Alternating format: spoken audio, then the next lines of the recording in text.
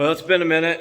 I've been working on a dozen different projects. I had to take a little time out and get a couple stitches.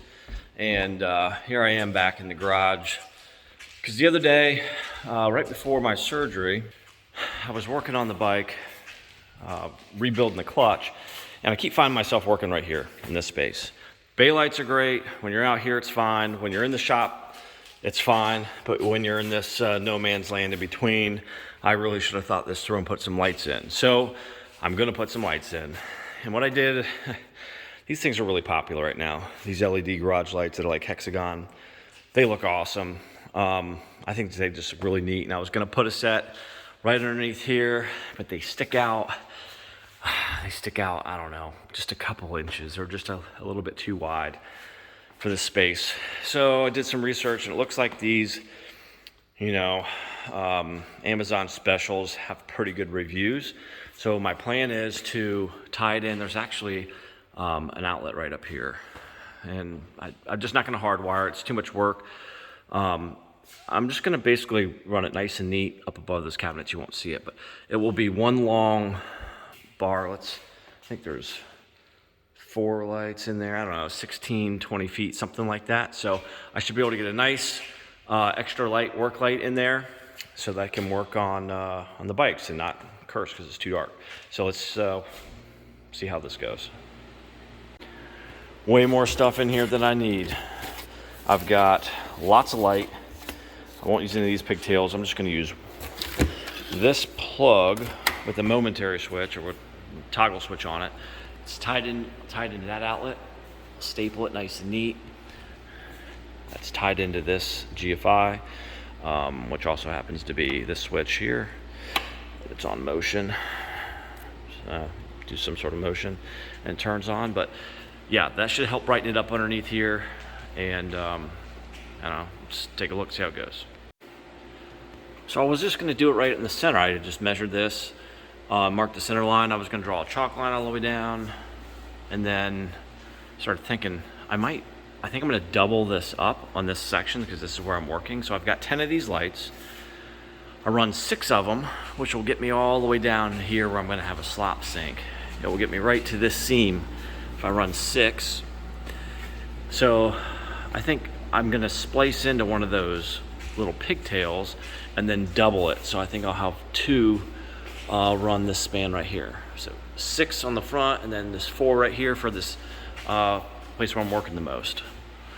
And if I screw it up, I can fill it in and paint it again.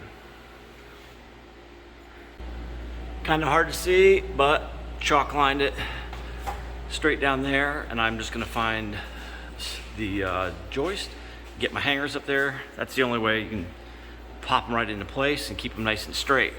So it should look pretty good. And then again right here, I'll have a second row. All right, I got the first row up. It's pretty freaking bright. I actually might need to put a some sort of deflector, like a piece of trim in front of it so that it's not shooting right at your eyes. I think they said they were 5,000 Kelvin, but those are 5,000 Kelvin and you can tell they look softer than these. Not really a big deal, but it is brighter. This is what it looked like, without it. So it definitely kicks up the brightness. I've got these 4. I think I'm still just gonna put these 4 double up along this line. Just give me that extra light right here. Well, they're freaking bright, I tell you that. I think they can only be on when you're seriously heads down, either in your head in the hood or on looking at the bikes. I actually don't even think I need the light I had under here is almost pointless now. There's so much light, and I'm just gonna do some wire management up here. But I have 1 extra light. I guess I could add 1 more there. It's kind of unnecessary. I don't really ever plan on doing a lot of work right here, but I can just hook this up. It's got its own plug. It would be sweet to have just as a shop light. You can throw into the car or stick. It's so thin you can stick it down in the engine bay or something like that when you're working on it. So I think I'm just going to keep that for an extra light. And if it breaks, whatever, it's it's just collateral. I really only needed 4 lights. I wouldn't have bought a 10-pack, but it's the smallest they had it in. So these are those Barrina ones from Amazon. I mean, I had no problem. All the LEDs work. They're really freaking bright. And, you know, they daisy chained up nice. So gives me a lot of extra light right here where I'll be working on the bikes. So this is the first project that me and the boys are gonna work on. So might do a video or something like that, but it's got a carburetor seized up, throttle cable seized. It needs some love. It's been sitting in the shed or something like that for a long time. So see if we can get it going and teach these kids how to ride a clutch. So see you in the next one. A few moments later. Okay, well, check this out. I didn't like how the light was visible. You know how you can just, when you're staring in that way, man, those lights can be pretty darn bright. So I just ran up to Home Depot. I picked up a piece of this drip edge, which is actually for once in good shape. Typically you go there and it's all beat to hell. But I ran drip edge. I tucked it up underneath, right up underneath my, those mounts, those hangers, and it's gonna give it a, kind of the look like it's, I don't know, got a balance or whatever it's called, but it shields. It will shield my eyes from, you know, if I'm walking this way, looking in.